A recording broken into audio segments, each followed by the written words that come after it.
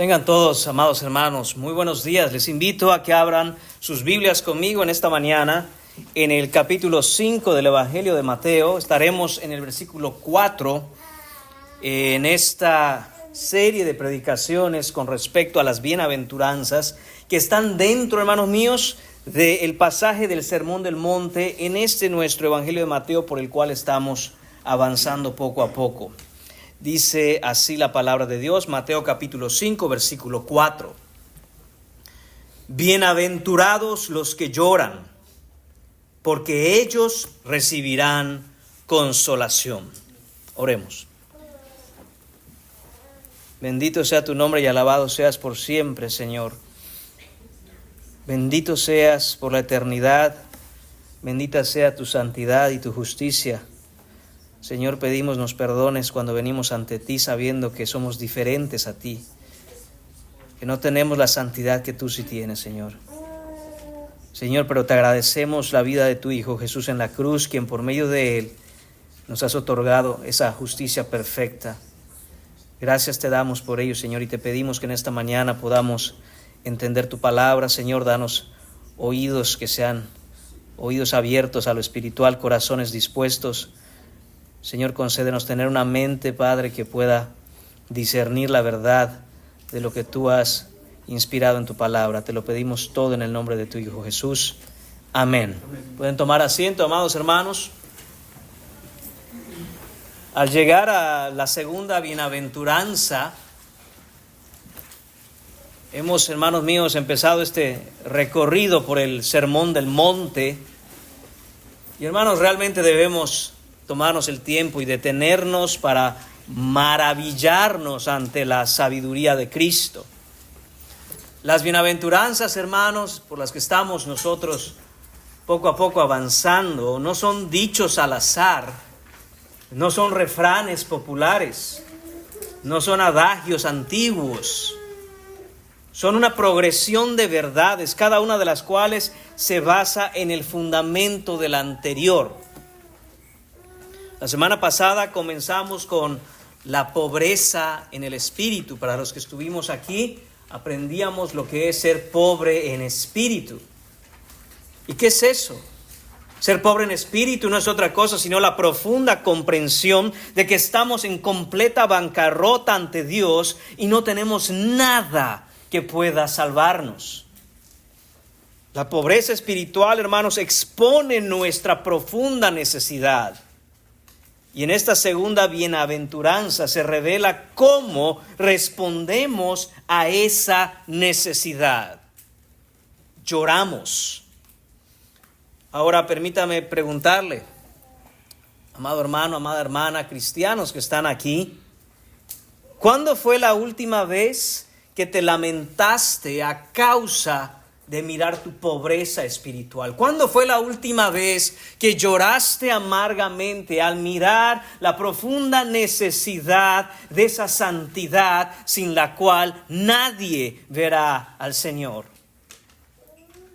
Vivimos, hermanos míos, en una cultura que huye del dolor, una cultura que enmascara el dolor con distracciones, con entretenimiento, con optimismo superficial, y que es el principal obstáculo para que nosotros verdaderamente nos dolamos por nuestra falta de espiritualidad. Incluso en la iglesia, hermanos, podemos sentirnos tentados a minimizar esa falta de santidad que ha provocado el pecado en nosotros, llamándola una mala decisión, llamando a nuestros pecados errores que cometemos, fallas que tenemos, en lugar de lo que realmente es una afrenta contra el Dios Santísimo. Y sin embargo, hermanos, aquí en Mateo capítulo 5, versículo 4, Jesús declara algo radicalmente contracultural. El llanto, el dolor, el lamento no solo es necesario, sino que es el único camino hacia la bendición divina. Por eso el Señor declara, bienaventurados los que lloran.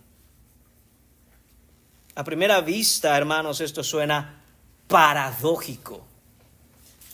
Y la razón por la cual nos suena paradójico o contradictorio es que de nuevo hemos sido infectados y arrastrados por la cosmovisión de nuestra cultura. No queremos llorar, huimos del lamento. Esas situaciones que el Señor ha determinado de antemano en nuestra vida para traernos a Él, hermanos míos, escapamos y muchas veces toda nuestra energía, nuestra fuerza y la manera en que vivimos está enfocada en evitar eso a toda costa.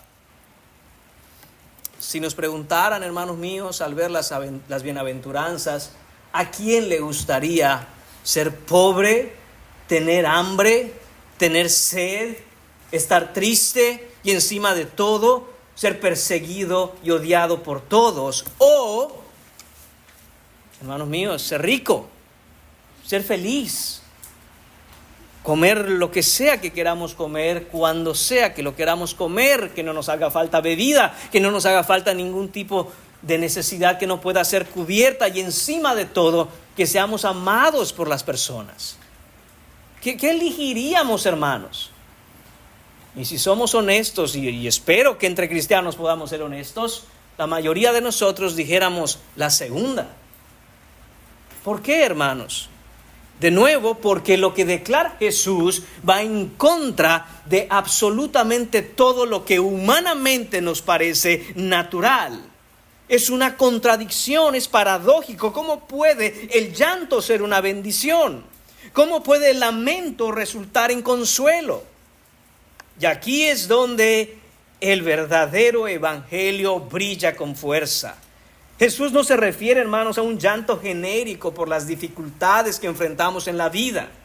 Está hablando del dolor que fluye de un corazón quebrantado por el pecado. Es un sufrimiento que reconoce la profundidad de nuestra caída y clama por su misericordia. Hermanos míos, el llanto del que el Señor habla aquí es el llanto del arrepentimiento, el llanto que conduce al gozo del perdón y a la esperanza del consuelo eterno.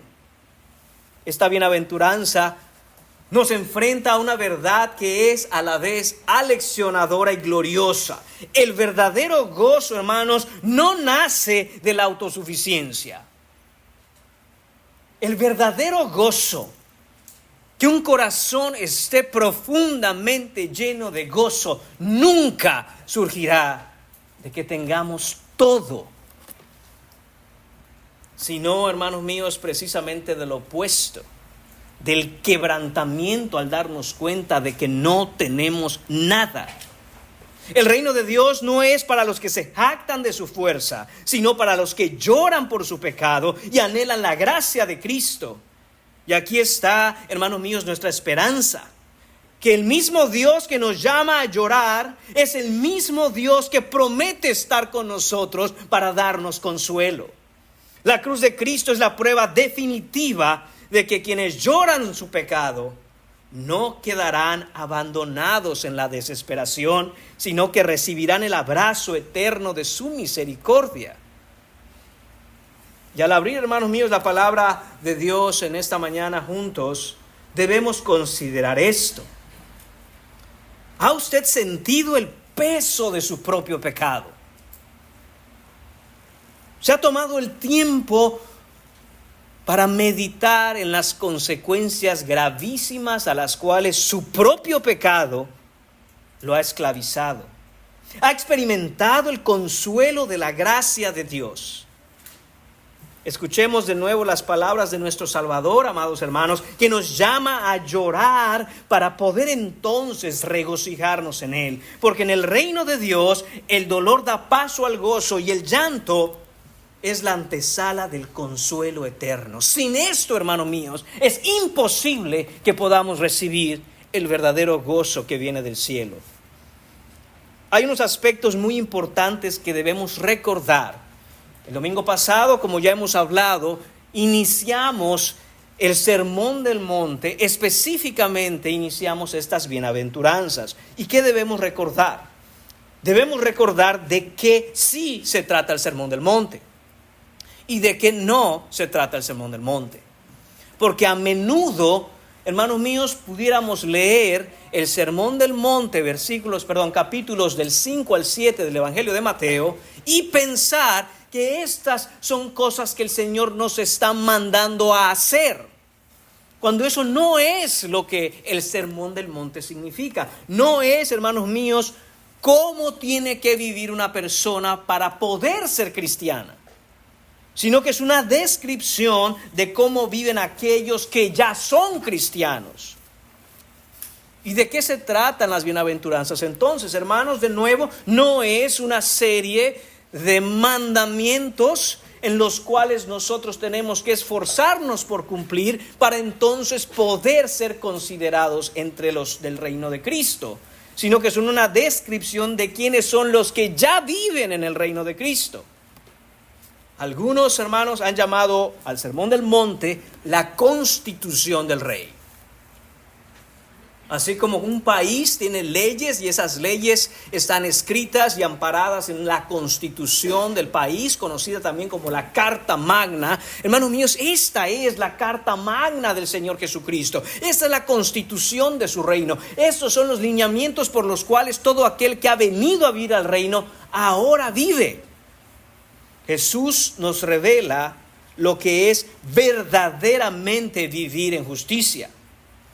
Y mientras que la religión de obras muerta enseña que la justicia es algo externo, es algo conductual, es hacer lo que es correcto. ¿Usted ha escuchado eso? Hermanos, tenemos que romper con esa idea si verdaderamente nosotros estamos dispuestos a abrazar la gracia de Dios. A menudo la Biblia completa por muchos es entendida como eso, una serie de reglas que hay que cumplir y una serie de prohibiciones que tenemos que dejar de hacer. Cualquier persona que se acerca a la Biblia con esa idea está perdiendo por completo el punto de la gracia que se encuentra en la Escritura. Y la realidad, hermanos míos, es que dado el contexto de la mayoría de las personas que nacen desde un punto de vista humano, tratando de complacer a alguien por su conducta, tendemos naturalmente a decir: pero ¿qué es lo que tengo que hacer? Si yo quiero ser cristiano, entonces ¿qué tengo que hacer? ¿Qué tengo que dejar de hacer? Y es por eso que tenemos en la congregación, hermanos, muchas veces personas que se acercan a uno y le preguntan: ¿un cristiano puede hacer esto? ¿Es pecado hacer lo otro? Hermano, ¿está bien si hago esto pero no hago aquello? Y soñarían con tener una lista bien clara de cosas que digan esto sí, esto sí, esto sí, y una lista clara de cosas que digan esto no, esto no, esto no. De tal manera que cuando ellos se miren y digan estoy cumpliendo con todo esto y no estoy haciendo nada de esto, ahora estoy bien con Dios. Hermanos míos, eso no es estar bien con Dios. No se trata primariamente de hacer justicia, sino de ser justo primero y antes que nada. Y aquí el problema, hermanos: no podemos ser justos por nosotros mismos. Esa es la historia de toda la Biblia. La Biblia, repito, no es, hermanos míos, una serie de reglas que cumplir y una serie de prohibiciones a las cuales apegarnos, sino que es la historia de la redención por la cual Dios en su Hijo Jesucristo describe la salvación que Él ha dado a hombres y mujeres que no pueden cumplir con la justicia. Debemos entender que esa justicia solo puede ser obtenida por gracia, por medio de la fe en la persona y obra de Jesucristo. Lo que está haciendo Jesús, hermanos míos, al declarar las cosas que declara en el Sermón del Monte, y si las entendemos correctamente, es que Él cierra todas las puertas falsas de la justicia humana, que es insuficiente y aún es deficiente para salvar. El ser humano trata de encontrar la manera de estar en paz consigo mismo. Y a veces, aunque no es de manera consciente, su propia naturaleza le indica que para estar en paz consigo mismo, primero hay que estar en paz para con Dios. Y empieza a buscar puertas por las cuales escapar de ese peso de saber que no es justo delante de Dios. Pero Jesús de nuevo lo que hace es cerrar toda falsa puerta y no nos deja escapatoria, nos acorrala, nos pone en una esquina y no deja irnos por ningún lado. Y al hacer esto, aunque pareciera estarnos dejando sin esperanza, la realidad es que solo de esa manera Él le da ojos a los hombres para poder ver que la puerta es Él. Él es la puerta de las ovejas, y los que por Él entraren serán salvos, entrarán y saldrán y hallarán pastos, dice Juan capítulo 10, versículo 9. No hay otra puerta. Todas las demás otras puertas son falsas. Y los que han sido justificados, entonces son verdaderamente bendecidos. Los que han sido justificados por Dios en su Hijo Jesucristo son los dichosos, son los felices, son los gozosos, son los que Él llama bienaventurados. Y esos, hermanos míos, en nuestro texto de esta mañana son los que lloran.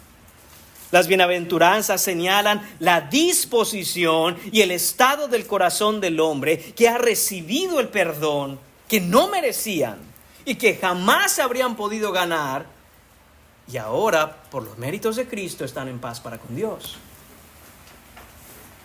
Tal vez alguna vez ha experimentado el poder bendecir a alguien con algún tipo de recurso, quizá económico, o usted haya sido, hermano mío, hermana mía, bendecido de cierta manera con algún tipo de recurso, quizá económico, en un momento en el que usted no veía esperanza. ¿Y qué es lo que produjo eso en el corazón? Hermanos, ¿no acaso eso produjo llanto? ¿No dan ganas de llorar por algún motivo cuando al no ver escapatoria o salida, de pronto, de manera milagrosa, si reconocemos eso, el Señor abre su mano a través de otro hermano, a través de una persona, incluso a través de un inconverso, y lloramos? ¿Por qué? Hermanos míos, porque el alma está siendo ministrada y atendida de esa forma por la diestra de justicia de Dios. Hay un llanto santo en todo esto. Cuando hemos recibido verdaderamente ese perdón que solo puede ser recibido por gracia, por Jesús, el corazón de aquel que lo recibe es un corazón que tiene una disposición al llanto, al lamento, al mismo tiempo que hay gozo en ello, porque han sido vivificados, sus ojos han sido abiertos, sus corazones han sido regenerados y ahora tienen nueva vida. Jesús está describiendo aquí, hermanos, las características de las personas que están en su reino. Repito, porque es tan importante, hermanos, no está dando Jesús mandamientos. No son imperativos. No dice lloren. Dice bienaventurados los que lloran. Está dando indicativos, está diciendo cómo son estas personas. Describe que un ciudadano del reino es aquel que ya ha recibido esta gracia. Martín Lutero escribió respecto a este pasaje: Cristo no está diciendo nada en este sermón acerca de cómo volverse cristiano, sino que nos habla de la palabra que produce una obra y un fruto que nadie más puede hacer a menos que ya sea cristiano y en estado de gracia. Estudiamos el domingo pasado, hermano, como ya había dicho, una de las características de estos ciudadanos del reino en la primera bienaventuranza es la pobreza espiritual, el reconocimiento y aceptación de que no tenemos ningún recurso espiritual, que no hay justicia en nosotros.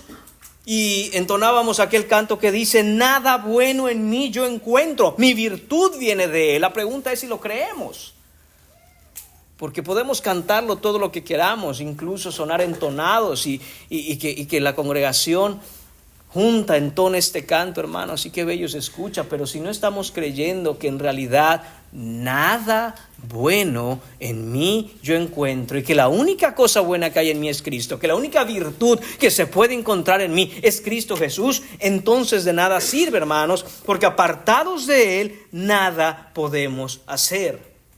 Apartados del Evangelio, nada somos. No podemos hacer nada y fuera de Cristo, hermanos, solo hay condenación. Cristo es lo único que tenemos. ¿Y por qué es importante esto, hermanos?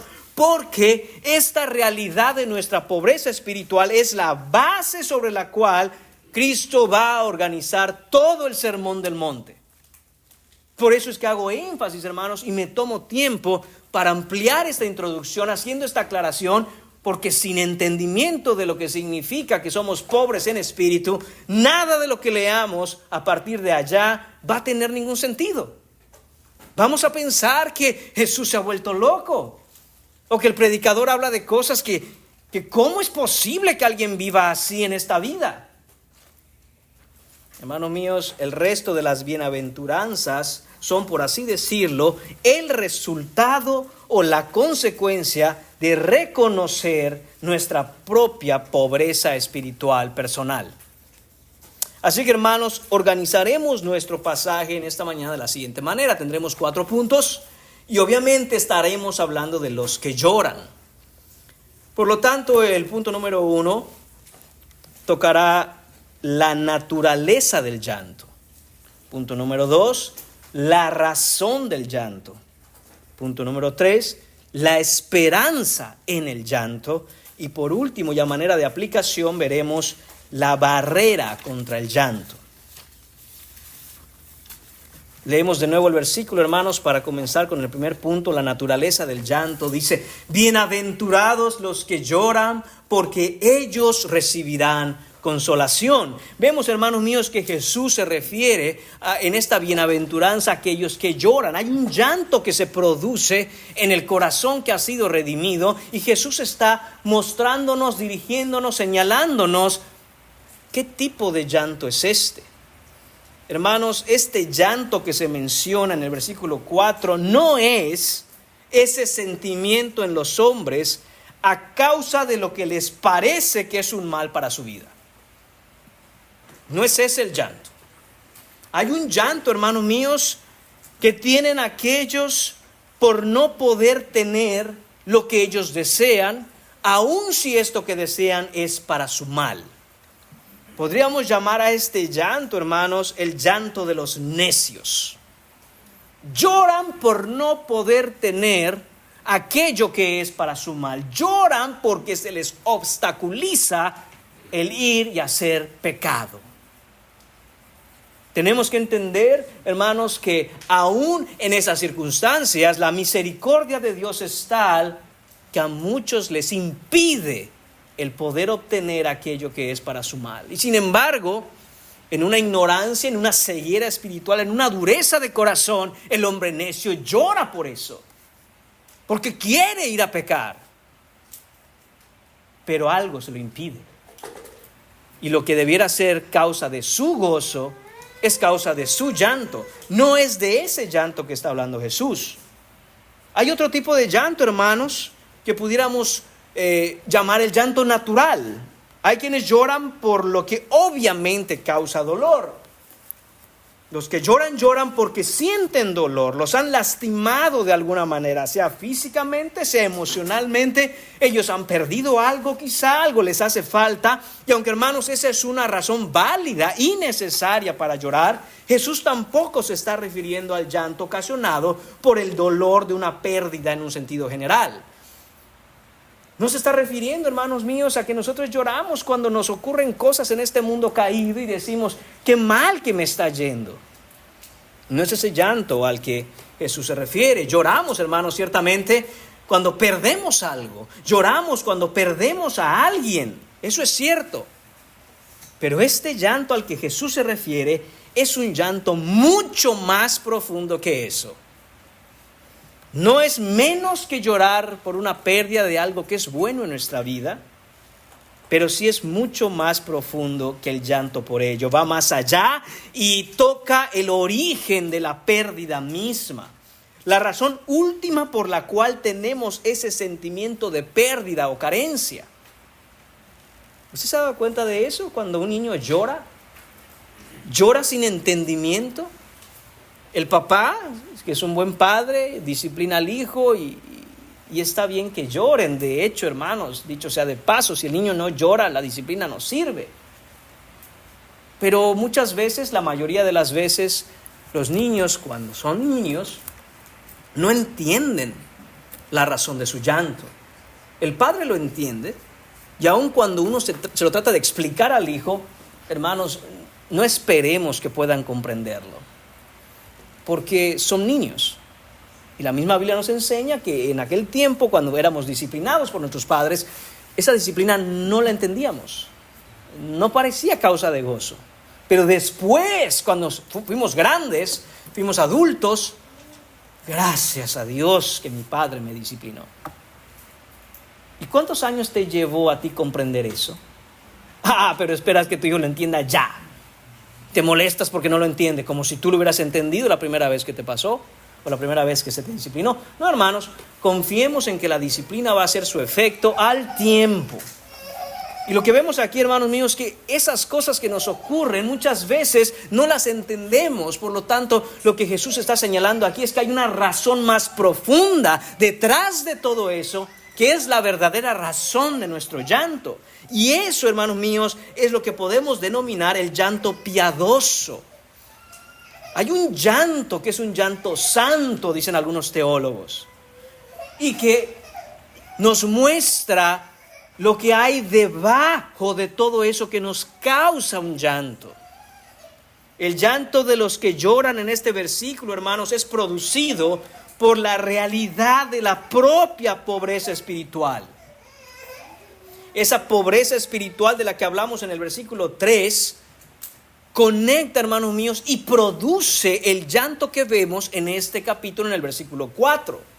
Así, de tal manera, hermanos, la segunda de las bienaventuranzas viene a ser el complemento de la primera.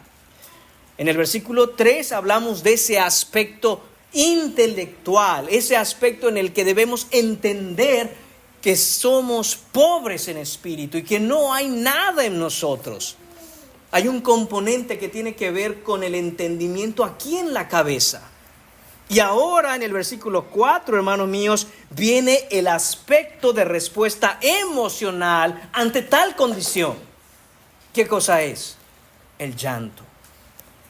Lloramos cuando nos damos cuenta de nuestra condición. Y mientras no nos demos cuenta de la condición en la que espiritualmente estamos, nunca vamos a llorar. Porque no podemos llorar, hermanos míos, cuando no entendemos la gravedad de nuestra situación. Es como aquel hombre que no sabe que está enfermo, pero ciertamente le quedan pocos meses de vida. Mientras el doctor no le dé el diagnóstico preciso y correcto, él pensará que está bien. Por lo tanto, nada le preocupa. Por lo tanto, no hay razón para lamentarse, mucho menos para cuidarse, porque cree que está bien. Pero cuando el doctor le da el diagnóstico correcto, entonces viene una preocupación cuando se le informa y le dicen: a usted le quedan unos días de vida.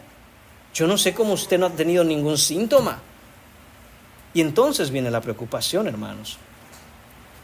Ese aspecto emocional que es el llanto, hermanos, repito, es lo que algunos teólogos conocen o nombran como un llanto santo, un llanto bendito.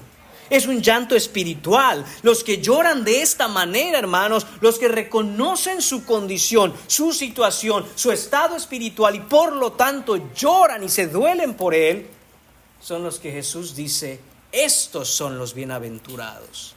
Estos que han abierto los ojos, estos que son honestos para consigo mismos y para con Dios y pueden ver su tremenda y urgente necesidad de salvación. Solo ellos son bienaventurados. Ellos y solo ellos son dichosos, son alegres, son bendecidos. ¿Y cuál es la causa de todo esto, hermanos? ¿Por qué esa pobreza espiritual? ¿Por qué ese llanto? Punto número 2 en esta mañana, la razón del llanto. Hay una razón, hermanos míos, por la cual este llanto santo, este llanto bendito, este llanto espiritual no solo es justificado por la Escritura, sino que nos dice que es necesario que nosotros lloremos. ¿Por qué perdemos lo que perdemos? ¿Por qué perdemos a los que queremos? ¿Qué sucede en este mundo? ¿Por qué todo lo que sucede a nuestro alrededor es como es? ¿Por qué todo en nuestro interior ha sido como ha sido? ¿Cuál es el problema? ¿Por qué no podemos encontrar paz? Solo queremos vivir en paz. ¿Por qué constante lucha? ¿Por qué problema tras problema? ¿Por qué, hermanos? La respuesta que nos da la Biblia es que todo ha sido causado por el pecado que infectó la creación completa. El pecado nos ha dejado en bancarrota. No tenemos nada. Y al darnos cuenta de ello, lloramos. Usted sabe cuántas personas, hermanos míos, se entristecieron grandemente cuando vieron hace unos años perder toda su casa, producto del huracán que pasó encima de esta ciudad. Lloraron, se dolieron, perdieron esperanza. Y hubieron personas que hasta decían que querían suicidarse, querían quitarse la vida. ¿Por qué? Porque habían trabajado con gran esfuerzo y habían puesto, hermanos, toda su energía en construir su reino. Y cuando uno, hermanos míos, pone todo su esfuerzo en construir su propio reino, hermanos, invariablemente también ponemos ahí nuestra esperanza. Y cuando eso se destruye, junto con esa destrucción también viene la destrucción de la esperanza que tenían. Es imposible que tus esfuerzos sean puestos en algo y que no pongas en ello tu esperanza. ¿Tú quieres saber en qué tienes puesta tu esperanza, hermano mío? Analiza tu vida, examina por qué cosas te esfuerzas. Ahí está tu esperanza. Repito, nadie pone sus esfuerzos en algo en donde no tiene su esperanza. Por eso es que algunos, hermanos míos, hermana mía, los ves activamente y constantemente luchando, trabajando para llevar la obra del Señor. Porque como dice la Escritura, ellos no se están haciendo tesoros en la tierra, sino que están haciendo tesoros en el cielo. Porque los tesoros en la tierra, hermanos, aquí hay ladrones. Y aquí hay cosas que corrompen y despedazan, hacen desaparecer todo aquello que queramos nosotros de alguna manera conservar y que sea nuestra riqueza. Se va a ir. Unos dicen, otro se lo va a llevar. Bueno, sí, ¿sabes una cosa? Y aunque nadie se lo lleve, la corrupción que ha infectado el mundo entero a causa del pecado lo va a destruir. ¿No me crees?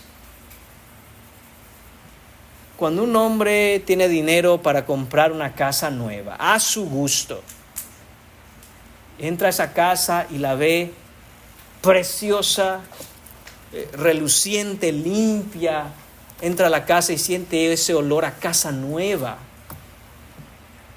Que la cierre y que la deje ahí y que nadie la toque y que no la viva él y que regrese en unos años a ver cómo está.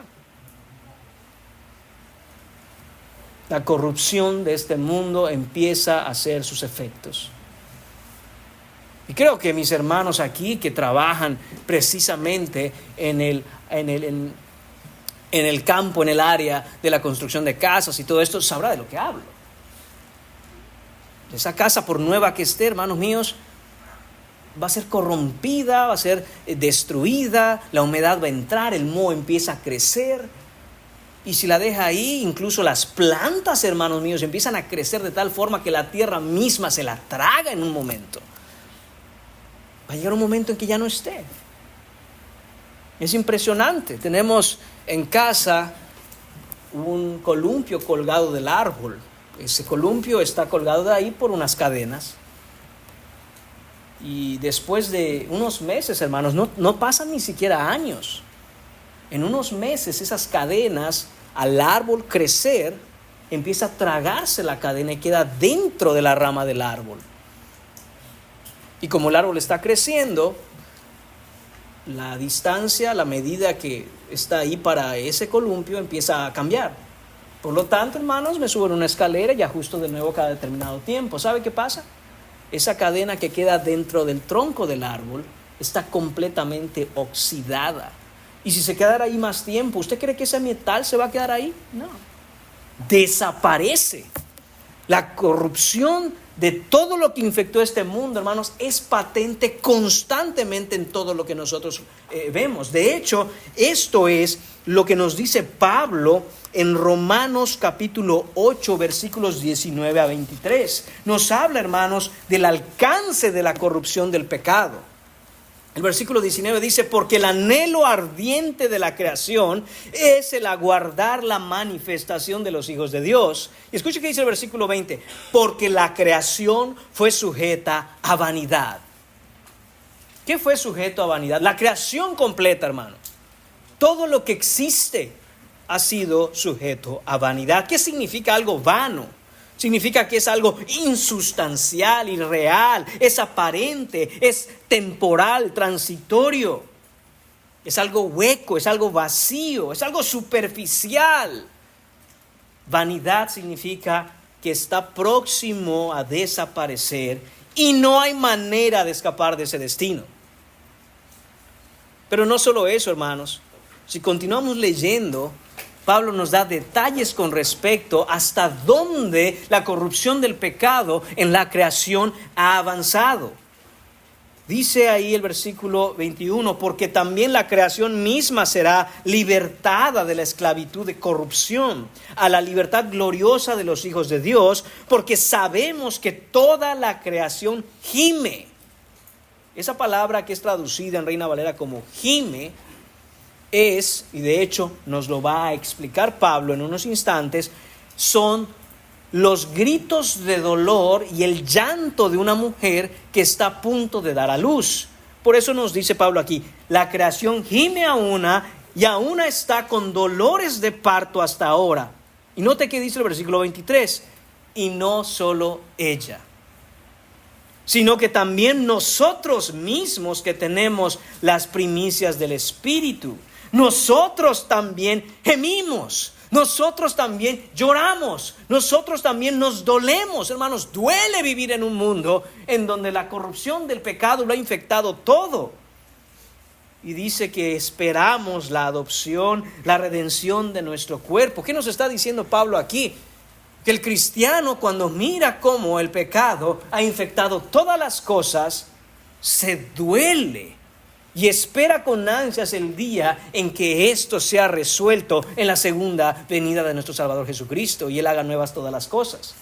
Y no solo mira a su alrededor y ve que todo ha sido contaminado con el pecado, sino que lo que es peor, cuando rastrea el origen de este pecado, invariablemente, si es honesto, se da cuenta que surge de él mismo.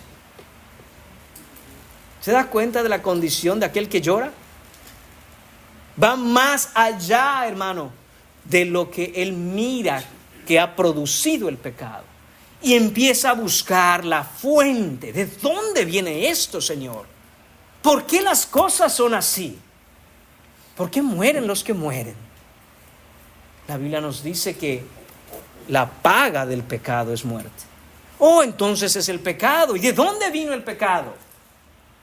Y cuando vamos sobre nuestros pies buscando las huellas del pecado, nos dirigen invariablemente a nuestro propio corazón. Y entonces gritamos y decimos, ¿cómo es posible? ¿Por qué de mí surge todo esto? No, el problema no es el vecino de al lado, el problema no es mi cónyuge, el problema no son mis hijos, el problema no es mi jefe, el problema soy yo. Mi problema es que no soy como Jesucristo. Ese es mi problema. Y eso es lo que hace, hermanos míos, que un cristiano llore. Nosotros lloramos porque nos damos cuenta que aún en lo natural participamos o formamos parte de esa misma naturaleza bajo la corrupción del pecado. Ahí está la razón de nuestro llanto. Ahí está la verdadera razón del llanto espiritual del que es cristiano. No se le pide al inconverso que empiece a llorar espiritualmente para poder ser cristiano. No puede, no se da cuenta, no sabe. Pero aquel que ha sido vivificado por el Espíritu y ahora tiene ojos para ver, mira la perversidad del pecado a su alrededor y se da cuenta que todo eso surge de él. Surge de uno mismo. Se cuenta la historia, hermanos, de un hombre que fue víctima de la maldad de su secuestrador. Este hombre estuvo secuestrado por algunos meses, en los cuales este secuestrador le había hecho pasar por dolores, hermanos míos, por lamentos, por cosas que no se pueden mencionar. Y la policía logra detectar el lugar en donde estaba secuestrado. Esta persona estaba secuestrada y escapa el secuestrador, pero a fin de cuentas logran atraparlo y bueno, se van a un juicio. Este hombre, hermanos, había pasado, como dije, por una serie de tormentos graves y tiene que presentarse y encarar a su secuestrador. Había ido con una persona que lo iba a ayudar a sobrellevar la carga de poder enfrentar cara a cara a su secuestrador que le había ocasionado y causado tanto mal por esos meses, porque estas personas saben que no es fácil. Y el día llega, hermanos, y él lo encara y cuando lo ve, él se pone a llorar, empieza a temblar a un punto en el que se desmaya al tener de frente a su secuestrador. Y uno veía al secuestrador, un hombre como cualquier otro, un hombre cualquiera. Y decían, ¿por qué?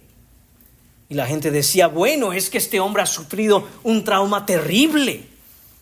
Y al ver al hombre que le ha causado tanto mal, esto trae sobre su alma, esto trae sobre él un sentimiento que es incontrolable. Pero cuando se entrevista al hombre, hermanos, él dice una cosa completamente diferente. Él dice, no, yo no temblé y lloré y me desmayé a causa de verlo a él y saber que ese hombre me había ocasionado y causado todo ese tormento durante meses. Es que en el tiempo en el que se me estaba preparando para yo encararlo, llegaba a la casa y solo pensaba lo que quería que ese hombre sufriera. Yo no quería que le sentenciaran a muerte. Yo no quería que le dieran la cadena perpetua.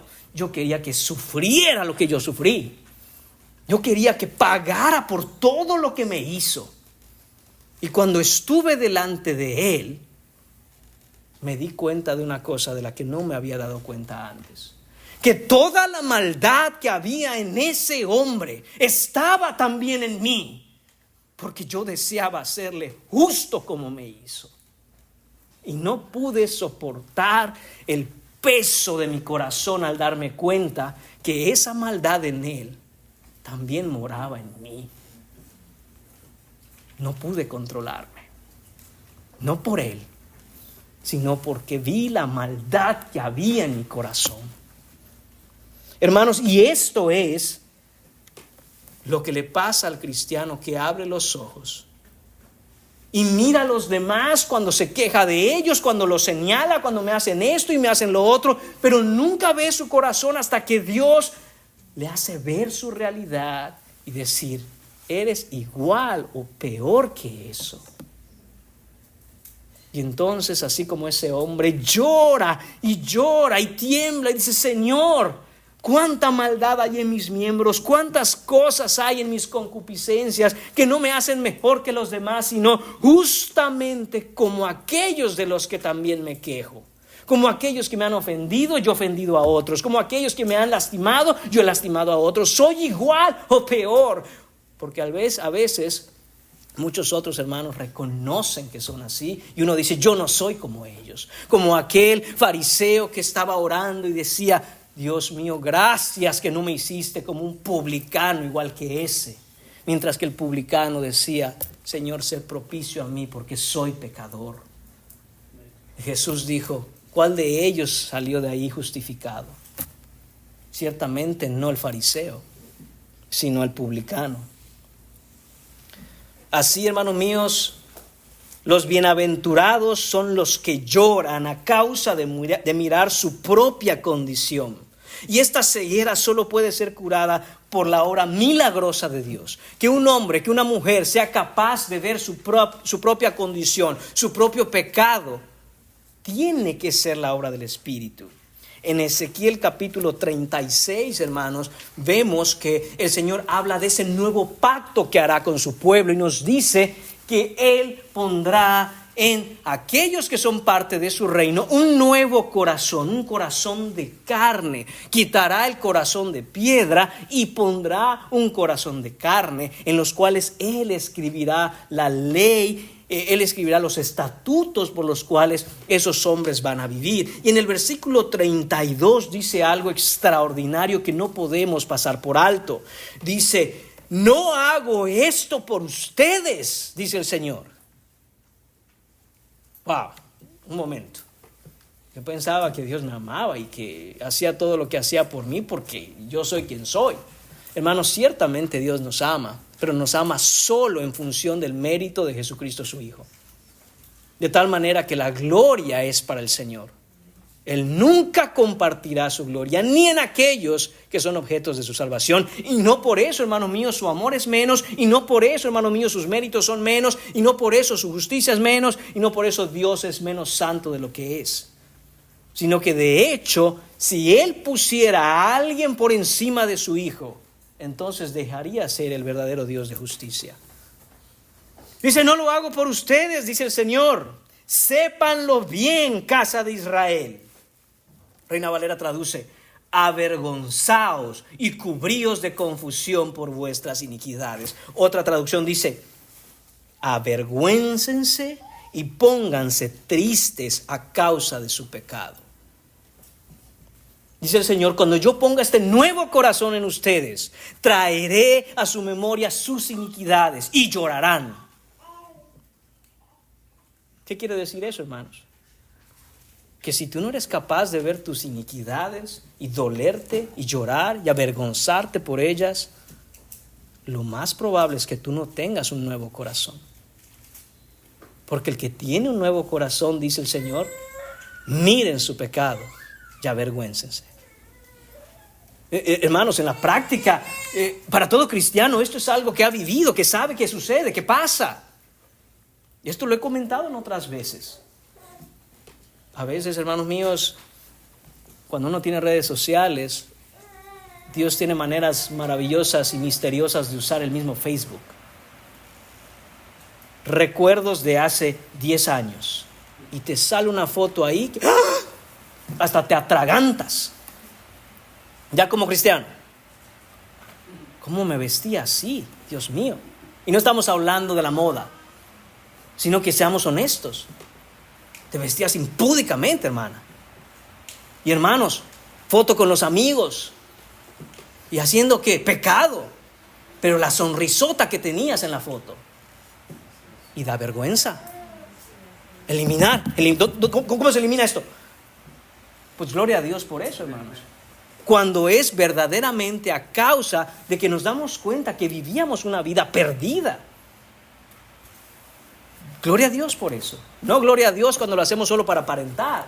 Porque ese es el problema de los fariseos. Los fariseos hubieran limpiado su Facebook si lo hubieran tenido de tal manera que, wow, mira qué vida tan maravillosa.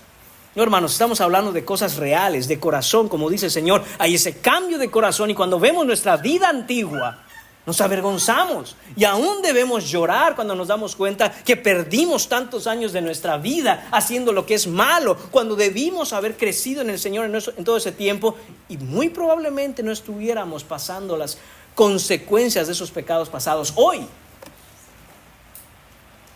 Juan capítulo 16, versículos 7 y 8 dice: cuando Él venga, hablando del Consolador, hablando del Espíritu Santo, dice, convencerá al mundo de pecado, de justicia y de juicio. La primera cosa que ocurre en el corazón de un creyente es que viene por el Espíritu Santo una convicción de pecado. ¿Qué cosa es convicción de pecado? Es darse cuenta que eres pecador, que lo eres y te duele ver que eres un pecador. De hecho, esas son las primicias del Espíritu de las que mencionó Pablo en el capítulo 8. Nosotros que tenemos las primicias del Espíritu, ¿qué es eso?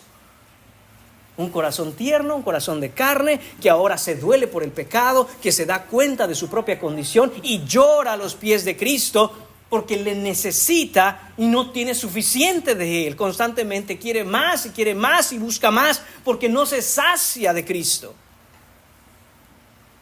La Escritura nos da registro, hermanos, de que Jesús lloraba cuando miraba los efectos del pecado en su creación. Jesús no tenía pecados que mirar dentro de sí, pero sí miraba la condición que ha infectado todo el mundo. ¿Usted se imagina eso?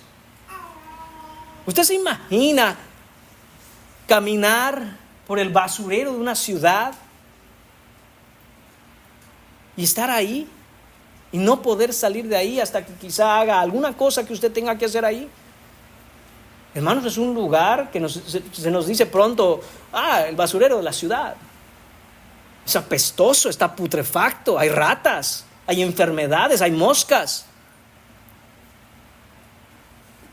Hermanos, ¿cómo debió ver Jesús este mundo cuando Él llegó siendo el santo? Y Él podía ver la realidad de este planeta.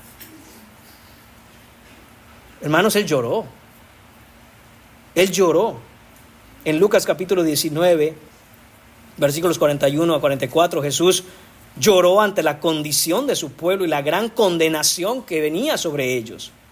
Dice el versículo 41 de Lucas 19, y cuando llegó cerca de la ciudad, escuche esto, al verla, hermanos, no es que Jesús no veía eso constantemente, Él veía la condición de la humanidad, particularmente de su pueblo, de la ciudad que debió haber sido el faro de esperanza para el mundo, y ve la condición. ¿Y qué hace Jesús? Y al verla, dice el texto, lloró sobre ella. Y la palabra utilizada aquí, que se traduce como llorar, pudiera muy bien traducirse como amargamente lloró por la ciudad, diciendo, versículo 42, oh, si también tú conocieses a lo menos en este tu día lo que es para tu paz, mas ahora está encubierto de tus ojos. Hermanos, mire qué dice el texto. Jesús le habla a esta ciudad y dice, si tú también conocieses. ¿Por qué dice si tú también? Dice, porque yo lo conozco, yo lo sé, yo lo veo.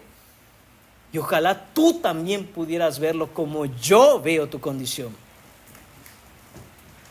Dice, al menos en este tu día, que por un momento, que por un instante, que aunque sea, hermano mío, por un rato pudieras ver tu condición espiritual. Dice lo que es para tu paz, que reconocieras que la única cosa que verdaderamente es necesaria no es lo que el mundo te ofrece o los sueños que quieres perseguir y lograr para que un día puedas estar en paz. No, solo hay una cosa que te hace falta para que estés en paz. Y este soy yo, dice Jesús, porque dice que conocieses el día de tu visitación. Y dice, mas ahora está encubierto de tus ojos. Hermanos míos, muchas veces esa es la condición de las personas que están alrededor nuestro. No reconocen que deben llorar porque no entienden la razón. Y la razón es su propio pecado, que los deja bajo condenación. El cristiano se da cuenta de eso y llora. Y llora porque tiene ojos para verlo.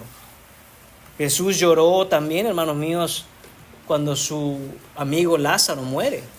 Y esto lo hemos hablado antes. ¿Por qué Jesús llora cuando en unos instantes Él llegará y lo resucitará?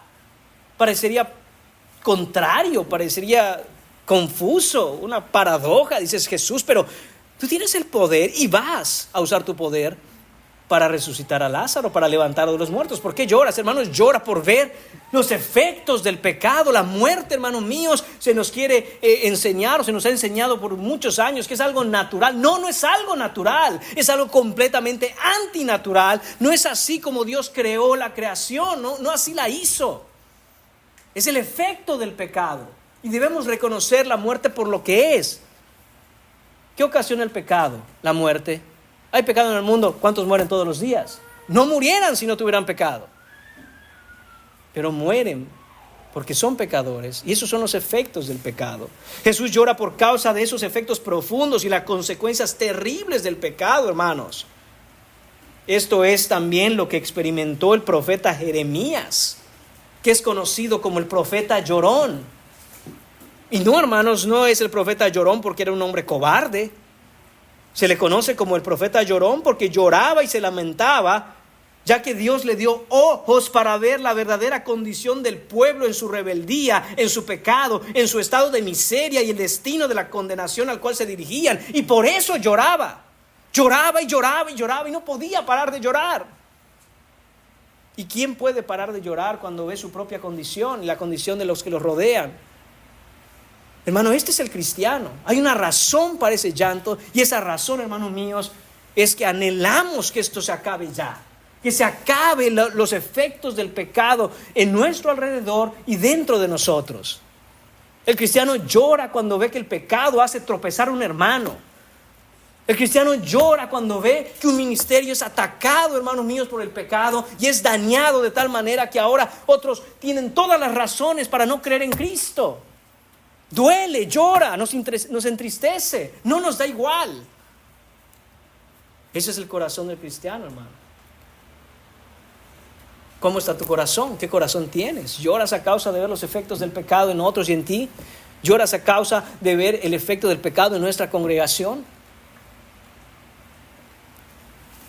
Cuando un hermano, o que se dice ser cristiano, en vez de llorar por los efectos del pecado en los demás y en uno, más bien levanta el pecho y dice: yo no soy como ese, mira tal hermano que hace, mira ese no sé qué, mira aquí por allá. Debes examinar tu corazón. No es lo que ocurre en un corazón regenerado de manera natural. Nos duele y lloramos, nos entristece. No estamos bien cuando vemos los efectos del pecado, repito, en los que nos rodean, en nuestros hermanos, en nuestra congregación, en la iglesia, en el mundo, y más importante, en nosotros mismos. Si me molesto porque veo los efectos del pecado en los demás y los culpo por esos efectos, pero soy incapaz de ver eso mismo en mí, tengo que decirte esto: eres un fariseo. Eres un fariseo que dice: gracias, Señor, porque no me hiciste un pecador como este hermano fulano, que si lo vieras, ay, yo no soy así. Yo sí vengo a la iglesia, yo sí oro, yo sí leo mi Biblia, yo sí soy pudorosa, yo sí me he visto con temor de Dios. Si ese es tu corazón, en lugar de decir: Dios mío, Señor, qué dolor es ver que queremos crecer y no podemos, qué dolor es ver, hermano, que los efectos del pecado en cada uno de nosotros han sido tan profundos y tan marcados que nos cuesta poder avanzar. Y entonces llevar eso, hermanos, a un clamor al Señor, de decir: Señor, misericordia te pedimos. Hermanos, la razón por la cual el pecado es tan grave es porque se comete contra Dios, y eso nos debe doler. Salmo 51:4, David escribe: contra ti solo he pecado y he hecho lo malo delante de tus ojos. Hermanos, esa es la razón del llanto. Punto número 3, la esperanza, hermanos, en el llanto. Porque si bien es cierto que ver todo esto debe causar en el corazón cristiano un dolor, un lamento, un clamor, un llanto santo, también, hermanos míos, debemos entender que Dios no nos deja abandonados a nuestra tristeza y a nuestra necesidad. Hay una esperanza en medio de esto. ¿Cuál es la esperanza entonces? Termina el versículo diciendo: porque ellos recibirán consolación. ¿Notó usted eso?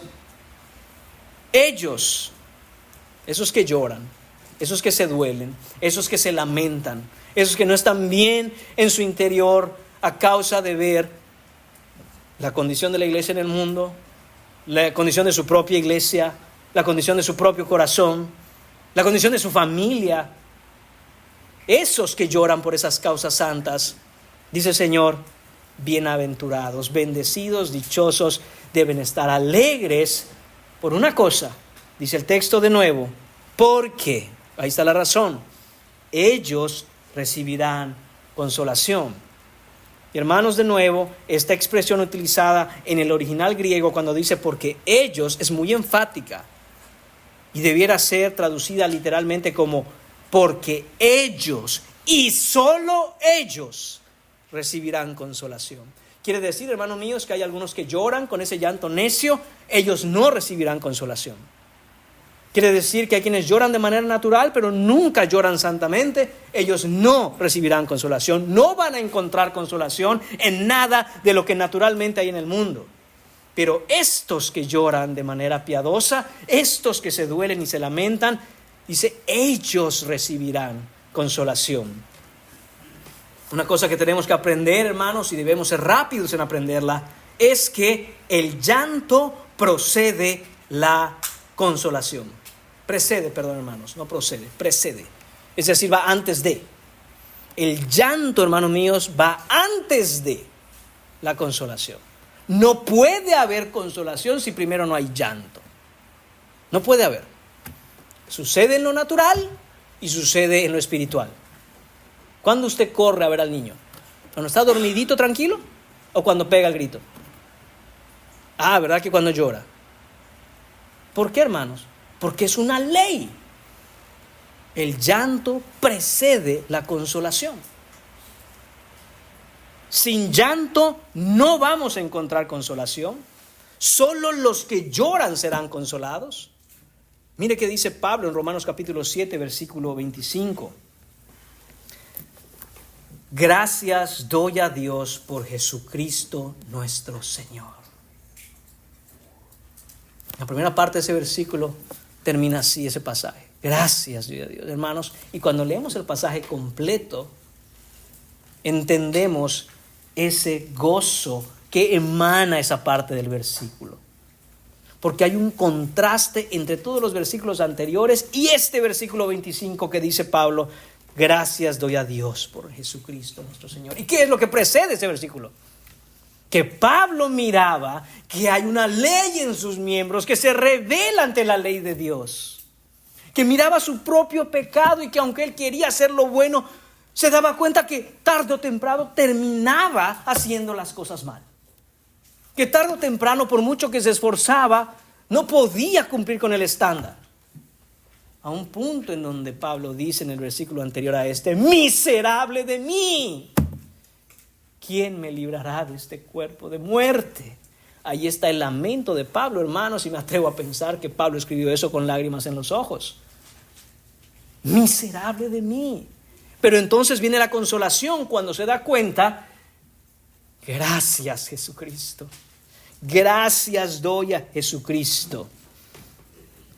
El versículo 25 es traducido de la siguiente manera en otra versión. Solamente Dios me podrá librar, a quien doy las gracias por medio de nuestro Señor Jesucristo. Otra traducción, Dios me salvará, por lo que doy gracias a Él por medio de nuestro Salvador, el Señor Jesucristo. Hermanos míos, ese gracias a Dios, ese solamente Dios, ese Dios me salvará, es donde encontramos el verdadero consuelo. No hay otro consuelo, hermanos, no existe. Para un corazón atribulado, para un espíritu abatido, para un corazón, hermanos míos, que se duele a causa de las consecuencias del pecado en los demás, alrededor suyo y dentro de sí mismo, solo existe un consuelo. El consuelo que da Cristo. Aquel que no llora, hermano, a causa de un corazón endurecido. Y debo aclarar esto. Hay quienes son más propensos a llorar que otros. Hay personas que son muy propensas a llorar, hermanos, y enseguida se sueltan en lágrimas. Ya vemos otros, y yo me incluyo entre ellos, que somos muy poco propensos a llorar. Pero, hermanos, no estamos hablando de físicamente derramar lágrimas, porque uno puede derramar lágrimas y ser lágrimas emocionales.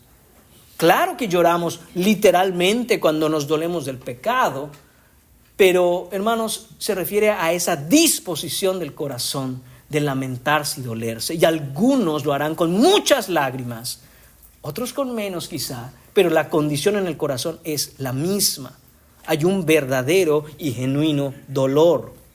Y es ahí entonces, hermanos, donde este llanto es la tristeza que produce arrepentimiento para salvación, de la cual nos habla Pablo en 2 Corintios capítulo 7:10, que dice, porque la tristeza que es según Dios produce arrepentimiento para salvación. No debemos huir de estas cosas, hermanos, sino debemos abrazarlas. ¿Por qué? Porque esas están ahí y han sido determinadas por Dios para traernos a la salvación. Hermano, pero si ya soy salvo, no todo el texto nos habla de que esto es lo que los que ya son cristianos, sí, hermanos, pero recuerda que la salvación tiene diferentes aspectos. Uno de ellos es la santificación, y es a la que se refiere Pablo aquí. Ese aspecto en donde el Señor está orquestando todo en nuestra vida para traernos a Él. Cuando el niño está jugando pelota con sus amigos, como está con los amigos, hermano, a uno ni le hacen caso. El papá está por allá y uno hasta lo anda llamando, y el niño jugando pelota. Pero cuando se lastima el niño y pega el grito, lo primero que quiere es a su papá. Ese dolor, ese problema, esa situación que le causa llanto, es decir, papá. Esas cosas suceden, hermanos, de manera quizá accidentalmente, podemos decir, en lo humano. Pero en las cosas espirituales, hermanos, hay que entender que cada situación ha sido orquestada por Dios con lujo de detalles para que precisamente dejes de andar solo jugando pelota y grites papá y corras a Él. Y sin embargo, ¿nosotros qué hacemos? No queremos eso. No, yo quiero seguir jugando pelota tranquilo. Espiritualmente quiero estar bien, y como estoy bien, ahí te aviso cuando te necesite, Dios. Y Dios dice, no es lo que quiero para ti. Porque el gozo más grande que puedes tener es mi presencia, es comunión conmigo, es que yo te consuele. Y sí, hay momentos para jugar pelota espiritualmente hablando, hermanos. Gloria a Dios por esos momentos. Pero cuando Dios dice, como que ya jugaste mucho pelota, ¿no? Entonces suceden muchas cosas en nuestra vida, hermanos, que si simplemente las tomamos como que fueran, ¡ay, qué mal me está yendo! Y no entendemos que cristianamente dependemos de la obra de Dios en cada aspecto de nuestra vida, de tal manera que esas cosas, incluso las que nos duelen, incluso nos dañan, son para atraernos a Él. Dice Charles Spurgeon, benditas sean las olas que me golpean contra la roca de mi salvación. ¿Usted cree que es bonito que uno esté en el mar y que vengan las olas y le estén pegando y encima de todo contra una roca? Pero cuando vemos esto en el sentido, hermanos míos, en que espiritualmente esas olas nos arrastran a Cristo, que es la roca de nuestra salvación, decimos gloria a Dios por ello. No somos masoquistas, no nos gloriamos o nos gozamos de que nos duela algo, pero sí nos regocijamos del efecto que eso produce cuando eso nos hace abrazarnos a Cristo, que de otra manera eso no hubiera pasado. Aquellos que lloran se les ha concedido un acercamiento directo al varón de dolores, quien fue experimentado en quebranto. Dice Isaías 53:3, despreciado y desechado entre los hombres, varón de dolores, experimentado en quebranto, y como que escondimos de él el rostro, fue menospreciado y no le estimamos. ¿No? ¿Qué dice al respecto, hermanos? Oh, sí, este versículo de Isaías apunta a Cristo Jesús, nos describe al siervo de Jehová que sufrió por nosotros. Amén, eso es verdad. Eso es lo que se refiere el versículo.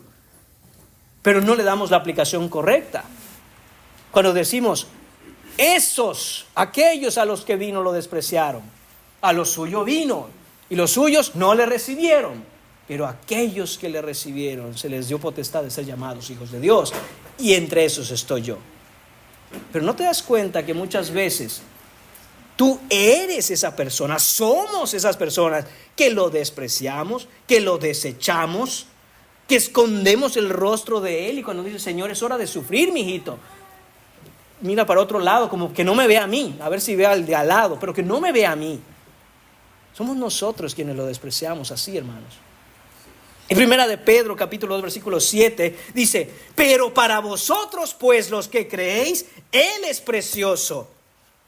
Aunque para los que no creen, es la piedra que los edificadores desecharon. Hermanos, no debemos desechar a Cristo Jesús.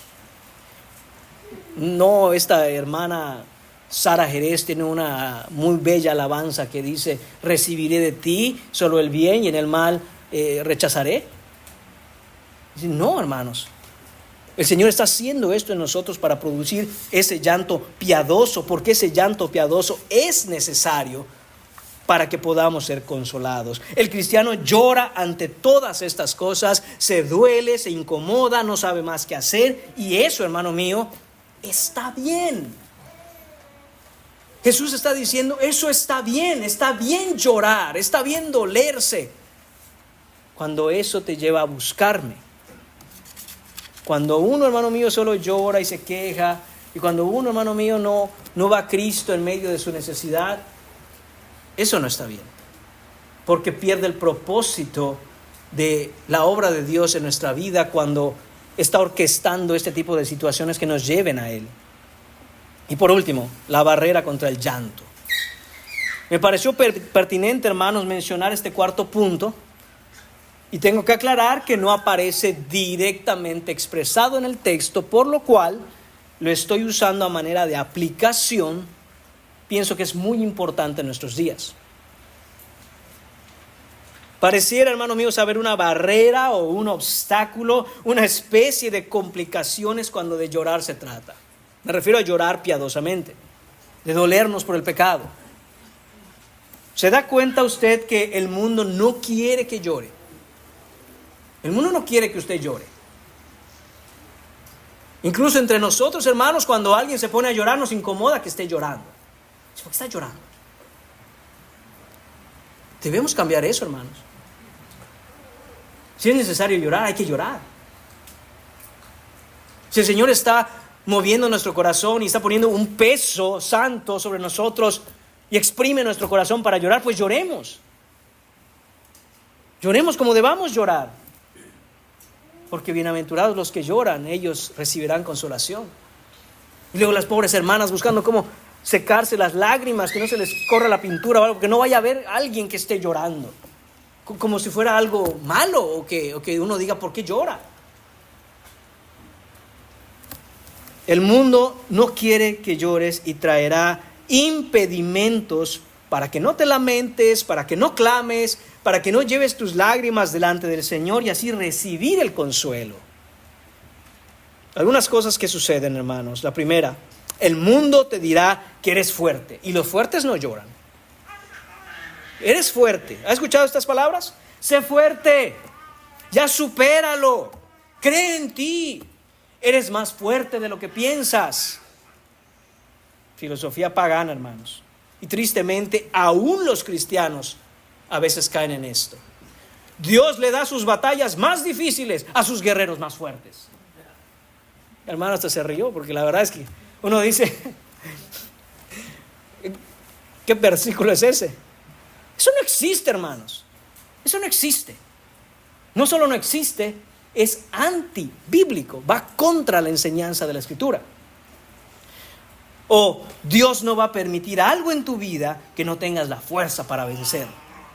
Hermanos, ¿no han leído por lo menos 2 de Corintios capítulo 1 versículos 8 y 9? Porque, hermanos, escribe Pablo, no queremos que ignoréis acerca de nuestra gran tribulación que nos sobrevino en Asia, pues fuimos abrumados sobremanera, más allá de nuestras fuerzas, de tal modo que aún perdimos la esperanza de conservar la vida. Pero tuvimos en nosotros mismos sentencia de muerte para que no confiásemos en nosotros mismos, sino en Dios que resucita a los muertos. Eso sí es bíblico. Hermana, si Dios le está mandando esta prueba es porque sabe que usted puede. No, hermana, si Dios le está mandando esta prueba es porque quizá usted piensa que es demasiado fuerte y es hora de demostrarle que no es así. Corra a Cristo, clame a Cristo, llore delante de los pies de Cristo. Eso sí es lo bíblico. Otra cosa que te dirá el mundo, te dirá que te diviertas. Diversión, hermanos, entretenimiento, risa, distracción, lo que significa pon tu atención en otra cosa. Y esa otra cosa es lo contrario a ver la realidad del mundo caído que urgentemente necesita ser redimido por Cristo, empezando por tu propia alma. Esa es la receta que da el mundo. Andas triste, desanimado, estresado, deprimido. ¿Sabes qué necesitas? Unas vacaciones. Eso te va a hacer muy bien. ¿Sabes qué necesitas? Busca una distracción. Distráete. ¿Por qué, hermanos? Porque el mundo no quiere que hagas lo que debes hacer y entonces recibir consuelo. Ese entretenimiento, esa distracción, ese vámonos por aquí, hermanos, produce simple y sencillamente un entumecimiento momentáneo de tu realidad. Y cuando termine tu viajecito, regresas a lo mismo. Y peor. ¿Por qué? Porque el problema sigue creciendo. Hablo del problema espiritualmente hablando. En vez de que vayas al Señor, en vez de que llores, clames, te duelas, le ruegues, le supliques por su misericordia. No, vamos a entumecer este sentimiento, como cuando el coche se le prende el check engine y pongámosle ahí un sticker que yo no lo vea. Hermanos, eso se puede hacer con el carro, luego hay que llevarlo de todas formas. Pero vea el problema que es cuando hacemos eso con nuestra propia alma. Es gravísimo, es absolutamente grave.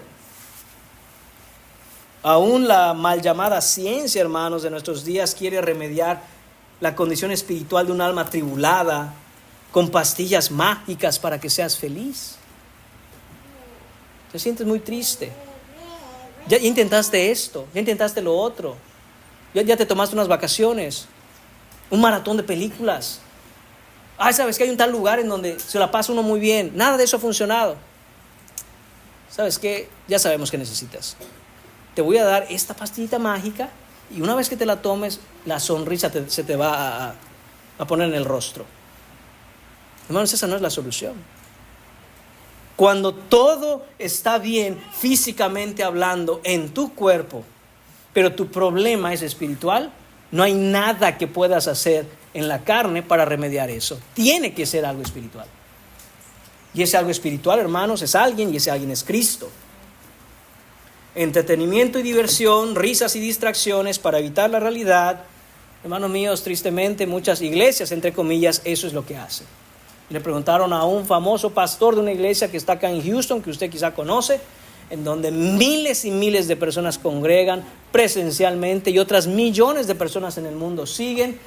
Le preguntaron al pastor Joel Austin, ¿por qué no hablas del pecado? Y él contestó, pobre gente. ¿Sabe lo difícil que es la vida allá afuera? Y toda la semana están ahí y se van a sentar a que yo les hable del pecado. Los voy a lastimar. Yo lo que quiero es darles esperanza. No, esa no es esperanza, esa es falsa esperanza. Animarte nada más para que el próximo domingo vuelvas a venir y yo te dé otra porción de ánimo y así nos vamos domingo tras domingo hasta que llegues al infierno. ¿Por qué? Porque nunca remediaste la verdadera situación espiritual que tenías. Pero hay actividades, hay esto, hay lo otro, hay tal cosa, hay aquí, hay allá. Manténnos ocupados, que vengan el domingo, los animamos, toda la semana en actividades y así nos vamos. Hermanos, no es lo que el Señor está diciendo. El Señor dice, bienaventurados los que lloran. Es necesario el llanto santo. Es absolutamente necesario. En Lucas capítulo 6, versículo 25 dice, ay de vosotros los que ahora reís, porque lamentaréis y lloraréis. Y Santiago capítulo 4, versículos 9 y 10, afligíos y lamentad y llorad, que vuestra risa se convierta en lloro y vuestro gozo sea tristeza. Humíllense delante del Señor para que los exalte. Eclesiastés 7:3, mejor es el pesar que la risa, porque con la tristeza del rostro se enmendará el corazón. Hermanos, ¿quiere decir todo esto que tenemos que andar tristes todo el tiempo? Mira el hermano, qué piadoso, nunca se ríe, míralo. No, hermanos, no ese es el punto. El punto aquí es que uno no debe reírse de lo que no debiera reírse. Usted se ha dado cuenta que hay personas que desde bebés le enseñan a su hijo malas palabras. Y le dicen, dilo, hijo. Mira qué dice el niño. Y dice la mala palabrota, horrible. y se ríen. O el niño hace una grosería y se ríen. Ese es un ejemplo, hermanos. No nos quedemos con el ejemplo. Veamos que apunta a lo espiritual. Del mismo modo, hay muchas cosas que suceden espiritualmente hablando. Y hermanos, nos piden que nos riamos de ellas. No nos podemos reír de ellas si somos cristianos. Nos dolemos y nos lamentamos. ¿Cuántas veces se debe hacer esto, hermano? ¿Una vez, 2 veces? ¿Cuándo? El texto nos dice los que lloran. No los que una vez lloraron, no los que han llorado algún día o llorarán alguna vez. Dice los que lloran. Esto es algo constante. Y la esperanza, como ya dijimos, hermanos, cierro con esto, es que Cristo vino precisamente a dar consuelo a esos que lloran. Isaías capítulo 61, versículos 1 a 3 dice: el Espíritu del Señor está sobre mí, porque me ha ungido el Señor para traer buenas nuevas a los afligidos. Me ha enviado para vendar a los quebrantados de corazón, para proclamar libertad a los cautivos y liberación a los prisioneros, para proclamar el año agradable del Señor y el día de venganza de nuestro Dios. Me ha enviado para consolar a todos los que lloran, para conceder a aquellos que lloran en Sión diadema en vez de ceniza, aceite de alegría en vez de luto, manto de alabanza en vez de ese espíritu abatido, porque ellos serán llamados robles de justicia, plantío del Señor, para que Él sea glorificado. Note cómo esos que el Señor va a consolar, aquellos que el Señor traerá consuelo y esperanza en medio de su llanto, son plantío del Señor. ¿Qué quiere decir? Que son árboles que Dios mismo sembró. Por eso Jesús dijo en la Escritura, enseñando a sus discípulos que tenían que depender de Él: todo árbol que mi Padre no plantó será desarraigado. Que conecta, hermanos míos, con lo que estamos aprendiendo. Solo los que lloran serán consolados. Solo aquellos que tienen este llanto santo serán consolados. La última esperanza, hermanos, que es en Cristo, la encontramos en Apocalipsis capítulo 21, versículo 4, que nos dice que cuando Él venga, secará Dios toda lágrima de los ojos de ellos, y ya no habrá muerte, ni habrá más llanto, ni clamor, ni dolor, porque las primeras cosas pasaron. ¿Cuál es la condición primera para que ocurra que Dios seque las lágrimas de los ojos de ellos? Que estemos llorando. ¿Usted se imagina que diga el Señor: vine a secar las lágrimas de todos ellos, de mis redimidos, y no hay ninguno llorando? No, hermanos, el Señor va a cumplir su palabra, y cuando llegue, su pueblo estará llorando. Y por eso cuando Él llegue, entonces dice la Escritura que Él enjugará, lo que quiere decir secará. Él secará esas lágrimas. Nadie entra al reino de los cielos carcajeándose, hermanos. Nadie. Todo el que ha entrado por la puerta estrecha lo hace entendiendo su pobreza espiritual, doliéndose por su condición y llorando para recibir consolación. Ven a recibir consolación hoy en Cristo Jesús. Él es el único que nos puede dar ese consuelo, es el único que nos puede dar salvación, porque hace 2000 años lo envió el Señor Padre para que en su Hijo cargara todo nuestro pecado, lo clavó a esa cruz, murió, fue sepultado, pero resucitó con poder y gloria, y todo aquel que en Él cree no será condenado, no será avergonzado, y cuando Él regrese y vendrá por los suyos, entonces, hermanos, recibiremos el consuelo eterno. Oremos. Señor y Padre, te damos gracias, Señor mío, por tu palabra, por tu revelación. Te damos gracias, Señor, porque en medio de nuestro dolor, Padre, tú nos llamas a venir a tus pies y llorar, Señor, llorar y clamar, Señor, llorar y dolernos a causa de nuestro propio pecado, de nuestra propia condición, Señor, y la condición de aquellos que nos rodean, así como la creación misma que gime. Señor, te pedimos que en tu misericordia nos des ojos para ver la gran necesidad y urgencia que tenemos de ser llenados espiritualmente de tus misericordias, de tu gracia, de tu justicia, Señor. Ayúdanos, Señor, porque somos pecadores, pero tu Hijo no lo es. y a Él nos aferramos, a Él nos agarramos. Cámbianos y transfórmanos, Señor, te lo pedimos en el nombre de Jesús. Amén.